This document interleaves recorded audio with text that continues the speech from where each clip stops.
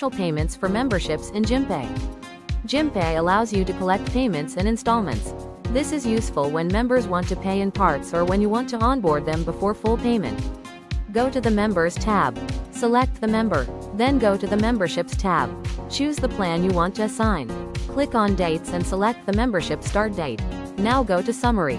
Here, you can review details like GST and apply any discounts if needed. Next, click on Payment. In the payment screen, select the payment method.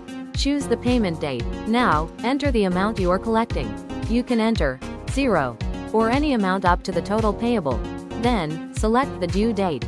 This is important. The due date helps Gympe track whether a payment is due or overdue. If the remaining amount is not paid before this date, it will be marked as overdue. So make sure to set the correct due date. Now click on * complete. That's it, your partial payment is recorded. You can see the partial payment details in the Membership tab of the member page. You can also see that the member due is indicated in the member list. You can also use filters in the members page to filter due or overdue payments. This will only show the due or overdue payments for convenience.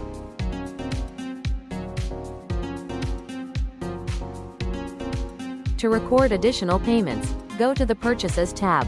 Find the relevant purchase. You can use filters to quickly find due or overdue payments. Click on the card icon to record payment. In the record payment screen, the pending amount will be auto-filled.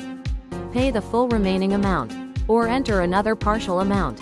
Select the payment method, adjust details like date, GST, or discount if needed. Then click on Record. After that, the purchase status will be updated to Paid. You can expand the purchase to see all partial payments made. Also, the invoice will show complete payment history with dates at the bottom. And that's how you can easily manage partial payments in Gympe. You can record multiple partial payments for a single membership and keep track of dues effortlessly.